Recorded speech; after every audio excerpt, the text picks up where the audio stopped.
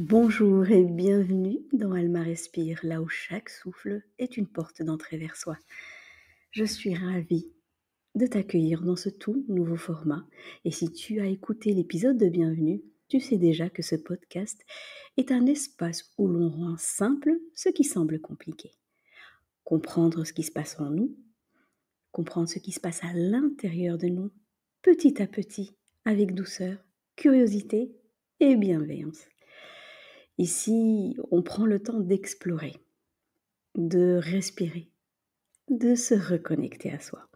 Et aujourd'hui, j'aimerais qu'on s'arrête sur un mot qu'on utilise tous les jours, souvent sans même y penser. Un mot devenu presque banal. Ce mot, c'est le stress. On en parle partout. On en plaisante parfois. Je suis stressée, trop de stress, quel stress. Mais derrière cette banalité, le stress agit profondément sur notre corps, sur notre état intérieur. Souvent, sans qu'on s'en rende compte, il influence notre vitalité, notre sommeil, nos émotions et même notre façon d'être en lien avec la vie. Le stress, ce n'est pas toujours une crise visible. Souvent, il se glisse dans les détails de nos journées. Imagine un matin. Le réveil sonne, tu repousses encore 5 minutes, le café déborde, les enfants cherchent leurs chaussures, ton téléphone vibre, réunion avancée à 8h30. Et là, ton cœur s'accélère, ton souffle se raccourcit, tu ne t'en rends pas compte, mais ton corps, lui, a déjà enclenché le mode alerte. Et ce scénario, il se répète encore et encore. Une notification, une remarque, un mail, un bruit. Ce sont des mini-signaux d'alerte. Pris séparément, ce n'est rien, mais mis bout à bout, ils finissent par laisser ton corps sous tension permanente. Autrement dit, ton système d'alarme, conçu à l'origine pour te protéger ponctuellement, reste allumé presque tout le temps. Alors, le stress, oui, en réalité, c'est un réflexe naturel. C'est même un allié au départ. Le premier à l'avoir étudié, c'est Hans Selye, un endocrinologue canadien. Dans les années 1930, il définit le stress comme la réponse non spécifique du corps à toute demande qui lui est faite. Autrement dit, le stress, ce n'est pas l'événement, mais la manière dont ton organisme s'y adapte. Et là est la différence.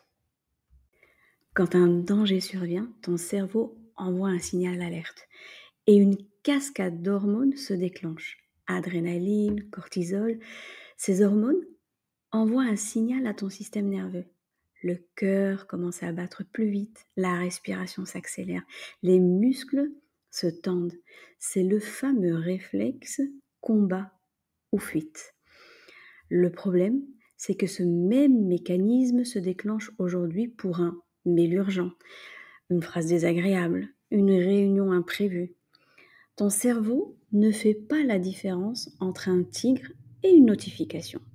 Et à force d'être activé sans repos, ce stress devient chronique.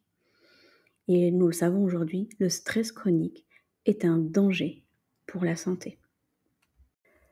Alors, l'Organisation mondiale de la santé, l'OMS, parle d'un déséquilibre entre les exigences perçues et nos ressources d'adaptation. En plus clair, ton corps pense qu'il doit toujours être prêt, mais il n'a plus le temps de récupérer. Il n'y a plus de repos. Et petit à petit, il s'épuise. Cohérent.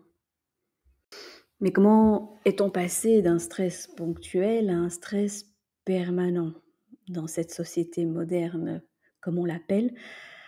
Regardons un peu nos ancêtres. Nos ancêtres vivaient des stress ponctuels, une chasse, une tempête, et puis le repos. Aujourd'hui, nos prédateurs ont changé. Ils s'appellent surcharge mentale, hyperconnexion, comparaison, deadline, injonction, pression sociale, etc., etc. Des micro-stress répétés tout au long de la journée. Et à force, ton corps n'a plus le temps de revenir au calme. Résultat, il reste en alerte permanente, comme un téléphone toujours en mode vibreur. Tu ne le vois plus, tu ne vois plus les notifications, mais la batterie, elle, continue de se vider. Et cette image, elle est très puissante. C'est vraiment l'image qu'on arrive à comprendre. Heu, Notre téléphone, quand on le met en silencieux, ben, oui, c'est pour ne plus voir les notifications, mais la batterie, elle s'épuise, elle continue de se vider. C'est un peu ce qui se passe dans notre corps. Tu penses t'être habitué, mais à l'intérieur, quelque chose s'épuise. Et cela donne comme résultat des troubles du sommeil, de l'irritabilité, une perte de concentration. Le corps parle, mais on ne l'entend plus, on ne l'écoute plus. Et parfois, ce stress prolongé glisse vers un autre état, l'anxiété. C'est le moment où la tension devient intérieure, où le mental prend le relais et anticipe sans cesse le danger. Le fait de tout le temps s'inquiéter pour ce qui pourrait arriver. C'est une confusion fréquente que l'on fait mélanger le stress, l'anxiété, l'angoisse, les utiliser un peu comme des synonymes, alors qu'ils ne désignent pas la même chose. On en reparlera plus en détail dans un prochain épisode. Mais si on revient au stress ici, la vraie question à se poser, c'est: sommes-nous encore capables de sentir notre corps? Alors, je te propose de faire un petit exercice, si c'est possible pour toi, sinon tu le feras plus tard. Quelques secondes. Je te propose de fermer les yeux, si tu le peux, et observe ton souffle. Comment est ta mâchoire, tes épaules, ton ventre? Mets un petit peu plus ton attention sur ces parties de ton corps. Et pose-toi la question, y a-t-il une tension, une zone serrée ou même bloquée? Ou peut-être au contraire un espace un peu plus fluide?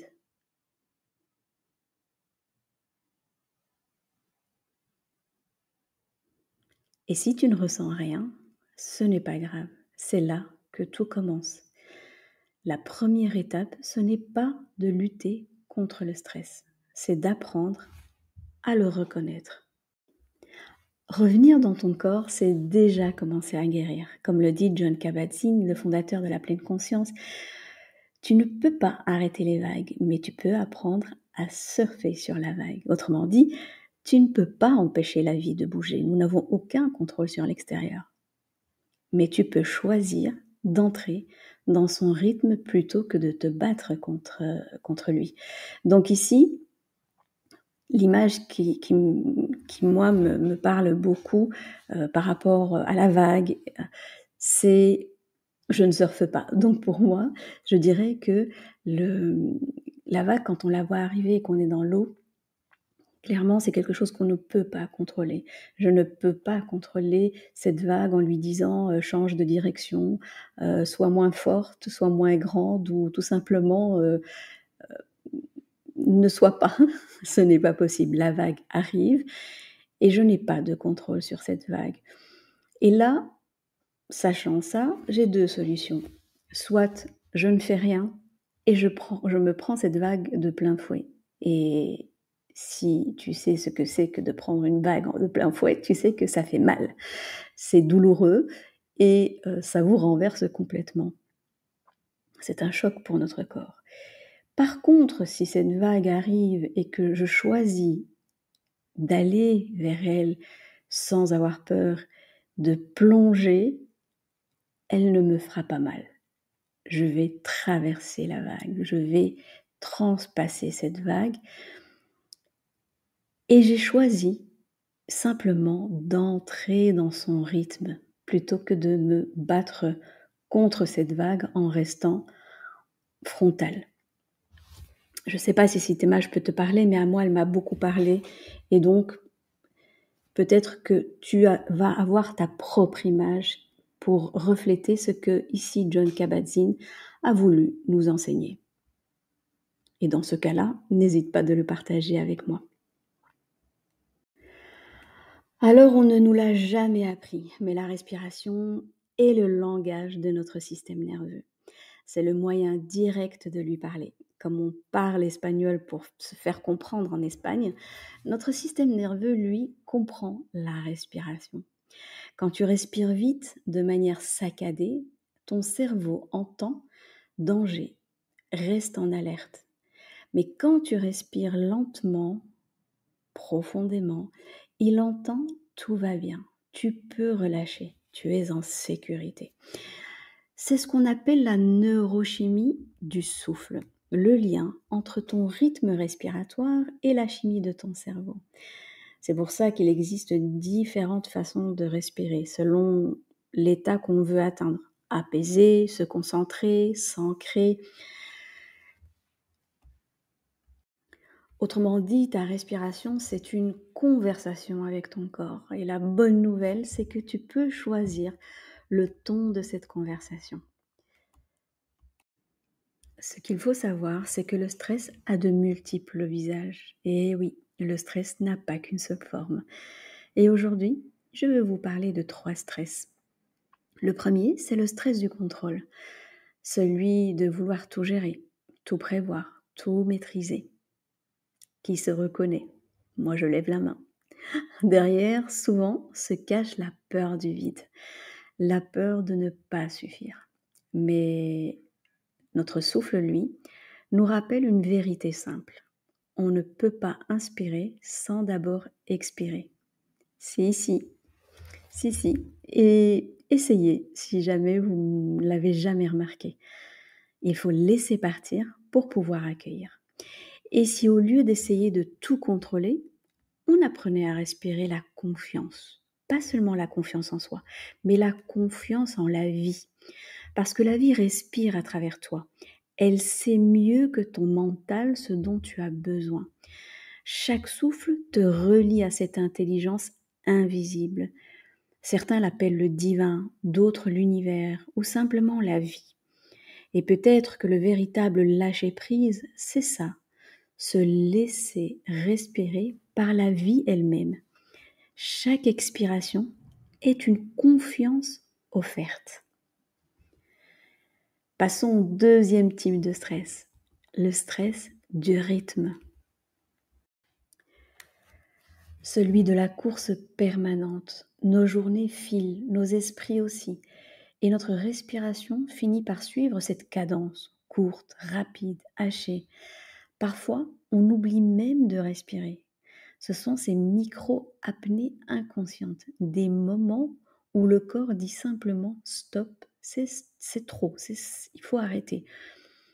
Alors, je ne sais pas si vous l'avez déjà remarqué, mais il nous arrive tout au long de la journée d'avoir des apnées inconscientes. Quelques secondes où nous arrêtons de respirer. C'est un mécanisme de protection, le figement. C'est un mécanisme du système nerveux, mais on en reparlera dans un futur épisode où on parlera du système nerveux plus en détail. Mais tu vois, on respire au rythme de la vie qu'on mène. Et si la société nous pousse à accélérer toujours plus, alors apprendre à respirer, c'est déjà une forme douce de résistance. C'est choisir le rythme de ton corps, pas celui du monde. Faire ce choix-là et revenir à ton souffle, c'est revenir à l'instant présent. Autrement dit, c'est redevenir capable de vivre ta vie pendant qu'elle se vit, car le stress, bien souvent, c'est simplement l'esprit qui vit dans le demain.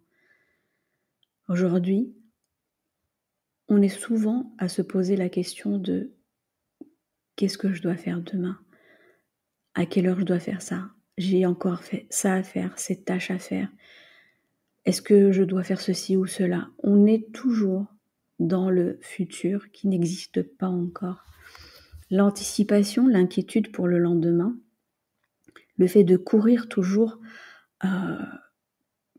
plus vite parce que quelque part on n'a pas le choix, nous empêche de vivre le moment présent. Et tout cela, bien sûr, se fait de manière inconsciente. On ne vit pas réellement notre vie. Alors, troisième forme de stress, le stress intérieur. C'est celui des je devrais, je dois être forte, je n'ai pas le droit de faillir, la perfection, l'exigence. Mais ton système nerveux n'est pas ton ennemi. Il essaie simplement de t'aider. Imagine-le comme un ami fidèle, un peu trop vigilant parfois. Tu peux lui dire merci, mais tu peux te reposer maintenant. C'est ça, la tendresse envers soi. Ne plus se battre contre ses réactions, mais se réconcilier avec tout ce qui vit en soi.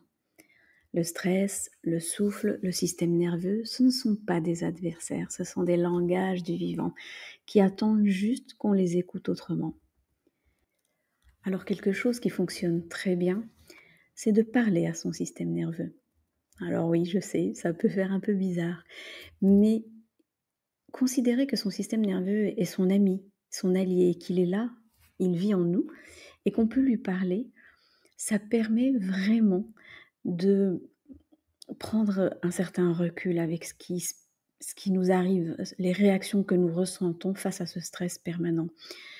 Le fait de lui dire, quand vous ressentez ces sensations, votre cœur qui bat trop vite, votre respiration rapide, hem, des palpitations, toutes ces choses que vous pouvez sentir et chaque personne va sentir, des sensations différentes, mais qui sont toutes quasi les mêmes. Vous pouvez à ce moment-là dire à votre système nerveux: «Ah, il se passe quelque chose, je t'entends, je comprends qu'il y a quelque chose qui ne va pas, mais sache que tout va bien, enfin, qu'il n'y a pas de danger, tu es en sécurité» et respirez lentement. N'oublions pas que le langage du système nerveux, c'est aussi la respiration et c'est surtout la respiration. Le fait de parler à son système nerveux, ça peut nous aider, nous, dans le fait de le considérer comme son allié. Et le fait de lui parler va un peu diminuer cet effet de autoflagellation. «Ah, je suis nulle. Ah, j'ai oublié ça. Ah, j'ai pas fait ça. Ah bah voilà, je suis encore malade. Ah bah voilà, je m'en doutais». Toutes ces petites choses qu'on se dit, où on oublie en réalité que tout va bien. Notre système nerveux ne fait que nous alerter. Il n'y a rien de mal et personne n'a rien fait de mal. Ce n'est la faute de personne. Simplement revenir au calme en respirant lentement. C'est ma petite astuce parce que je sais que ça fonctionne. Donc voilà, je vous invite à l'essayer si cela vous parle.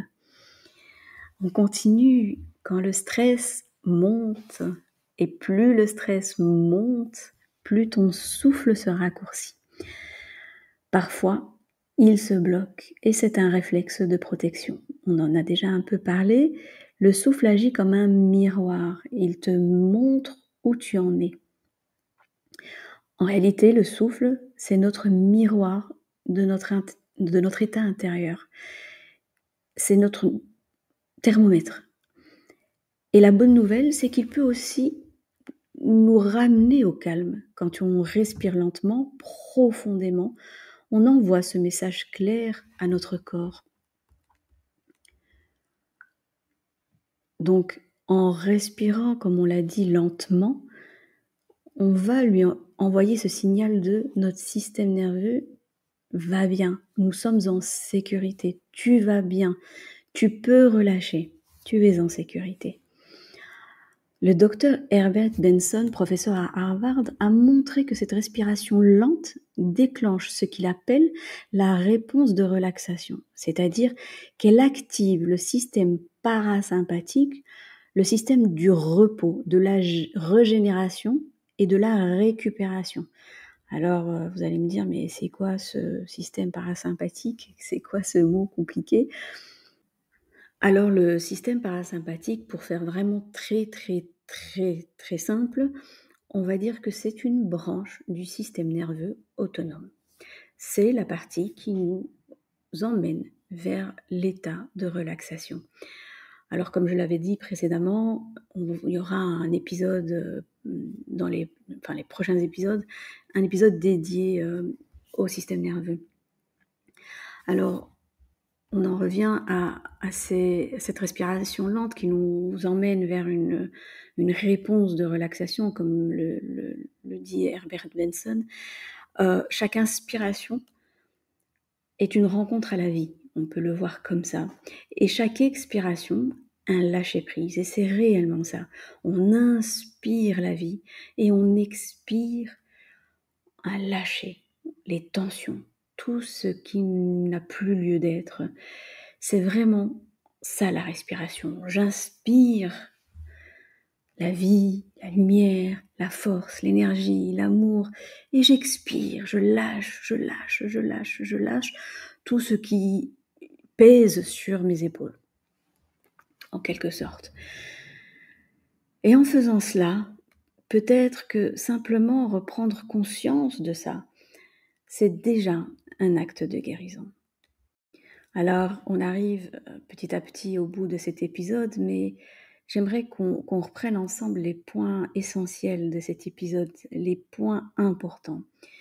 Alors, les points importants que vraiment je vous invite à retenir, c'est que 1. Le stress n'est pas ton ennemi, c'est une réaction naturelle, un mécanisme d'adaptation. 2. Ce qui épuise, c'est quand ce mécanisme reste activé en permanence, sans retour au calme. 3. Ton souffle est le pont entre ton corps et ton esprit. Et 4. Il est le langage le plus direct pour rétablir l'équilibre. Et dernier point essentiel, important, c'est que ton corps n'a pas besoin d'être corrigé, mais écouté. Et ça, c'est vraiment essentiel. Alors, si tu ne changes qu'une seule chose aujourd'hui, choisis simplement de respirer un peu plus consciemment. Le fait de respirer dans son quotidien, de prendre conscience de temps en temps, de se dire « Ah, mais comment je respire ? Est-ce que ma respiration est rapide ? Est-ce qu'elle est lente ? Est-ce qu'elle est saccadée ? Est-ce qu'elle est bloquée ?» Ça permet toujours ce thermomètre de voir si ça ne va pas, je vais ralentir ma respiration et permettre à mon système nerveux de revenir au calme. Dans le prochain épisode, on parlera des tensions corporelles et des émotions bloquées, de comment le corps parle quand les mots ne sortent pas. Alors, je vous remercie d'avoir partagé ce moment avec moi. Je suis ravie d'avoir passé ce moment avec vous. Et pour terminer, j'ai envie de vous dire, rappelle-toi, ton souffle est ton ancre, ton refuge. Il est toujours là pour toi. Voilà, à très bientôt dans Alma Respire.